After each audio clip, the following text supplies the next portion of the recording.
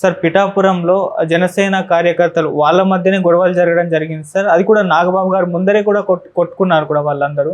So అసలు ఏం జరిగింది? ఎందుకు మరి జనసేనలో ఈ విధంగా అంతర్గత కలహాలు జరుగుతున్నాయి సార్? అంటే ఈ కూటమిలో 3 పార్టీలు కలవడం, ఆ 3 పార్టీలు కలవడం వల్ల అందరికీ అనుకున్న సీట్లు రాలేకపోవడం ఒకటి. రెండోది మ్యాథమెటిక్స్ లేదా అరిథమెటిక్ కలిస్తే కెమిస్ట్రీ కలవాలని రూల్ లేదు. అంటే మ్యాథమెటిక్స్ అంటేమో లెక్కలు, ఏ కూటమికి ఎన్ని సీట్లు, కెమిస్ట్రీ అంటేమో కింది స్థాయిలో ఓట్ ట్రాన్స్ఫర్. సో కలిసి పనిచేయాల్సి ఉంటుంది.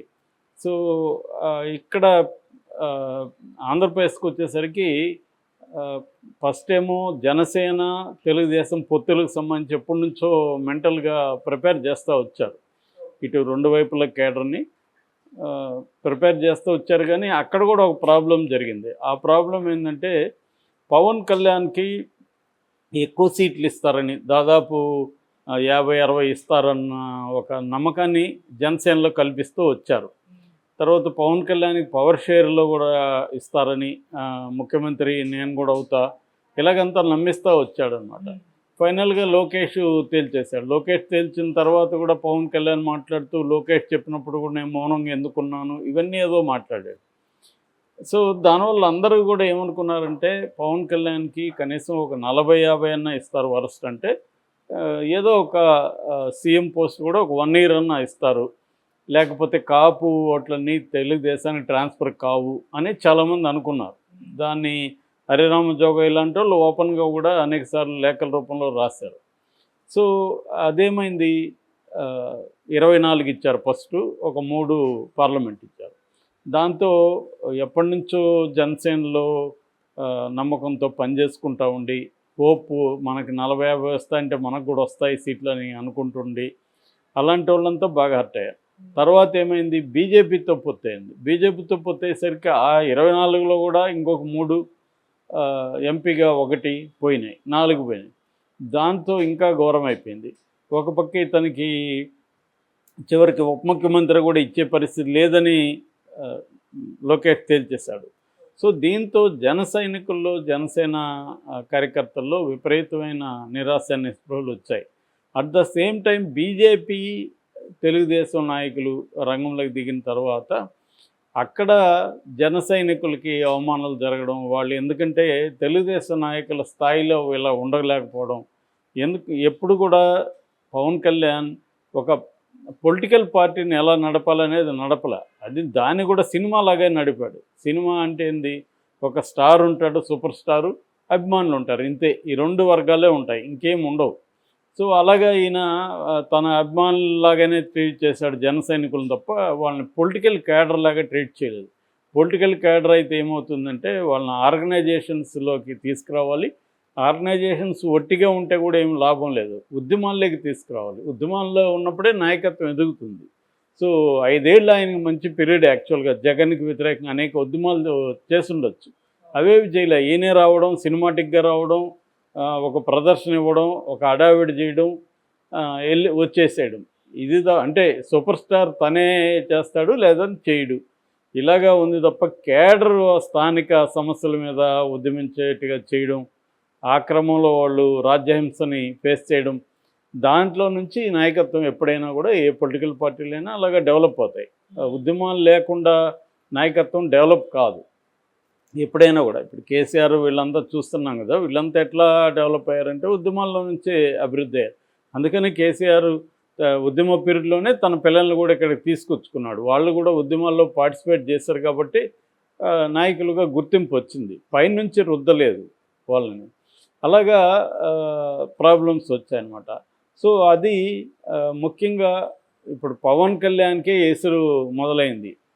అక్కడ ఏమంటే కేడర్, ఒక ఆర్గనైజ్డ్ కేడర్ కానీ ఆర్గనైజ్డ్ లీడర్షిప్ కానీ పిఠాపురంలో జనసేన నుంచి లేదు. దానివల్ల ఏమైందంటే పవన్ కళ్యాణ్ కంప్లీట్గా అక్కడ తెలుగుదేశానికి ఇన్ఛార్జ్ అయిన వర్మకి, ఎస్విఎస్ఎన్ వర్మ, ఆయన మీద డిపెండ్ అయిపోవాల్సి వచ్చింది. ఎప్పుడైతే ఆయన మీద డిపెండ్ అయ్యాడో తన జన సైనికుల్ని, తన జనసేన లీడర్ని ఆయన పట్టించుకోవడం మానేశాడు. దాంతో ఆటోమేటిక్గానే వర్మ గ్రూప్కి ఈ జనసేన గ్రూప్ మధ్య గొడవలు మొదలైనాయి అక్కడ. సో ఆ మధ్య వర్మని ఆల్మోస్ట్ తరిమి కొట్టే పరిస్థితి వీడియో కూడా బయటకు వచ్చింది. ఆయన కారులో బలవంతంగా కారులో నుంచి పంపించేశారు. కారు చివరి వరకు వెళ్ళే వరకు అందరూ ఆయన్ని వెంటాడారు. ఈ వీడియో అంతా కూడా బయటకు వచ్చింది. అట్లాగే అంతకుముందు ఒక ఆడియో లీక్ అయింది. బాలాజీ అనే అతను, అంజీ అనే అతను ఒక ఆడియో లీక్ చేశారు. అదేంటంటే పవన్ కళ్యాణ్ అక్కడ హోటల్లో దిగినప్పుడు ఆయన్ని కలవడానికి వెళ్తే అక్కడ వాళ్ళ బౌన్సర్లు ఎవరు రానివ్వలేదు సెక్యూరిటీ. అదే వర్మ వస్తే అతనితో పాటు వచ్చిన వాళ్ళందరినీ కూడా పంపించారు. సో మేము ఇంతకాలం ఇక్కడ పనిచేస్తూ వచ్చాము, సో మాకు కనీసం కలిసే హక్కు లేదా అని కూడా అన్నాడు. దాంతో పవన్ కళ్యాణ్ దాన్ని సర్ది చెప్పడం కోసం ఏదో పనికిమాలిన ఒక బ్లేడ్ థియరీ చెప్పాడు, బ్లేడ్లతో తన కోస్తున్నారని. అది ఎవడు కూడా నమ్మే పరిస్థితి లేదు. సో ఆ గ్యాప్ అది పెరుగుతూ వచ్చింది. మొన్న అంబేద్కర్ సందర్భంగా అక్కడ ఏదో చేస్తుంటే, ఒక యాక్టివిటీ చేస్తుంటే 2 వర్గాలు కొట్టుకున్నాయి. అక్కడ పిఠాపురం నియోజకవర్గ ఇన్ఛార్జి, తర్వాత అక్కడ పట్టణ జనసేన ఇన్ఛార్జి, వీళ్ళిద్దరి మధ్య ఆయన పేరు సతీష్ అని. సో వీళ్ళిద్దరి మధ్య గొడవలు ఎదురుగానే కొట్టుకున్నారు. అసలు మాకేం ప్రోగ్రాములు చెప్పట్లేదు, మాకేం తెలియట్లేదు అని అరుచుకున్నారు. సో ఇది పెద్ద మైనస్ అయ్యే అవకాశాలు ఉన్నాయి. దీని కానీ ఇంకా టైం ఉంది కాబట్టి కరెక్ట్ చేయాలి. మరి పవన్ కళ్యాణ్ కరెక్ట్ చేస్తాడా లేదా, నాగబాబు చేసే స్థాయి నాగబాబుకు ఉందా అనేది ఇంపార్టెంట్. ఎందుకంటే వాళ్ళు నాగబాబుని ఏమాత్రం కేర్ చేస్తారనేది ఇంపార్టెంట్. అదే పవన్ కళ్యాణ్ పట్ల వాళ్ళు అసంతృప్తిగా ఉన్నప్పుడు నాగబాబు సర్దడం కష్టం. పవన్ కళ్యాణే దాన్ని డీల్ చేయాల్సి ఉంటుంది. పవన్ కళ్యాణ్ డీల్ మరి ఇప్పటివరకు అతనేం పట్టించుకోవట్లేదు. కానీ రోజుకి నేను 200 మందికి సెల్ఫీలు ఇస్తాను అవి అని చెప్తున్నాడు, కానీ ఏం చేయట్లేదు. ఎలక్షన్లు అప్పుడే ఇట్టుంటే ఒకవేళ ఈయన గెలిపిస్తే ఈయన మనకు అందుబాటులో ఉంటాడా అన్న డౌట్లు అక్కడ చాలామంది ఉంది. ఎందుకంటే ఎలక్షన్ అప్పుడే కదా అందరూ జనాలకు గుర్తొస్తారు వీళ్ళకి. ఆ టైంలోనే ఈయన పట్టించుకోకపోతే, అంటే వర్మ ఉంటే చాలు అనుకుంటున్నాడు పవన్ కళ్యాణ్ అనేది జనసైనికుల్లో ఉంది. అది కానీ పెరిగితే పవన్ కళ్యాణ్కి ఇబ్బంది. ఎందుకంటే అక్కడ కాపు ఓట్లు ఒక 90,000 దాకా ఉన్నాయి. అందువల్లే పవన్ కళ్యాణ్ కూడా దాన్ని ఎంచుకున్నాడు. అట్ ద సేమ్ టైం ఒక 80,000 వరకు బీసీ ఓట్లు ఉన్నాయి. దాని మీద ప్రధానంగా వైసీపీ ఫోకస్ చేస్తుంది. ఎందుకంటే ఎట్లాగూ కాపు ఓట్లు చీలుతాయి. ఎందుకంటే వంగ గీత కూడా ఆమె 20-25 ఏళ్ళుగా ఆమె వాళ్ళ హస్బెండ్ స్టూడెంట్ పాలిటిక్స్ నుంచి రాజకీయాల్లో ఉన్నారు. సో ఆమె సుదీర్ఘకాలం రాజకీయాల్లో ఉంది కాబట్టి జడ్పీటీ చైర్మన్గా ఉంది, తర్వాత రాజ్యసభ ఉంది, తర్వాత ఎమ్మెల్యేగా ఉంది, ఎంపీగా ఉంది. అందువల్ల ఆమెకు కూడా చాలా బలం, స్థానిక బలం ఉంది. పవన్ కళ్యాణ్కేమో స్థానిక పరిస్థితులు తెలియదు, ఓన్లీ వర్మ మీద డిపెండ్ అయ్యారు. సో వర్మ ఎంత మాత్రం గెలిపిస్తాడు అనేది ఇప్పుడు జన సైనికులకు అందరికీ డౌట్ ఉంది.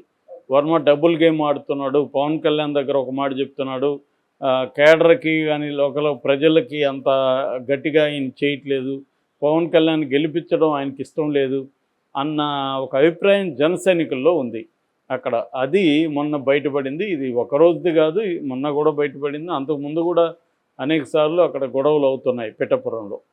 ఎందుకంటే పవన్ కళ్యాణ్ అక్కడ ఫోకస్ చేసి కొంతకాలం ఉంటాడు అనుకుంటే, ఆయన వన్ డే వెళ్ళడం, ఆయనకి హెల్త్ బాగాలేదని మళ్ళీ హైదరాబాద్ వచ్చేయడం, ఇక్కడ నుంచి మళ్ళీ వన్ డే వెళ్ళి మళ్ళీ వచ్చేయడం, ఉగాది జరుపుకుంటానని మాట ఇచ్చాడు, అది కూడా చేయలేదు. సో ఇటువంటి అసంతృప్తులు రకరకాల కారణాలతో అక్కడ ఉన్నాయి. మరొక పక్క ముద్రగడ పద్మనాభం చేప కింద నీరులాగా కొంతమంది కాపు నాయకుల్ని కలవడం అవన్నీ కూడా చేస్తున్నారు ఆయన. ఇంకోవైపు ఆయన రెచ్చగొడుతున్నాడు కూడా పవన్ కళ్యాణ్, దమ్ముంటే నన్ను తిట్టు అంటున్నాడు. పవన్ కళ్యాణ్ ఏమో ముద్రగడ నుంచి ఒక మాట మాట్లాడట్లేదు. అది కూడా అక్కడ స్థానిక జనసేనలకి అసంతృప్తి ఉంది. ఓపెన్గా బ్యాటిల్ డిక్లేర్ చేయకుండా వీళ్ళ మీద అనేది ఒక ఇది ఉంది. రెండవది ఏంటంటే అక్కడ వైసీపీ నుంచి కొంతమంది జనసేనలు చేరారు ఆ మధ్య, వాళ్ళకి ఎక్కువ ఇంపార్టెన్స్ ఇస్తున్నారని కూడా నాగబాబు దగ్గర మొన్న నిలదీశారు. అంటే వైసీపీ నుంచి వచ్చిన వాళ్ళకి, తెలుగుదేశం వాళ్ళకి మీరు ఇంపార్టెన్స్ ఇస్తున్నారు, మేము ఆర్గానిక్ ఇక్కడ ఎప్పటి నుంచో పనిచేస్తున్న జనసేన కార్యకర్తలు మీరు ఇవ్వట్లేదు అనేది వాళ్ళ ఆవేదన. మరి దీన్ని పవన్ కళ్యాణ్ ఎలా డీల్ చేస్తాడు అనేది ఇంపార్టెంట్ అన్నమాట.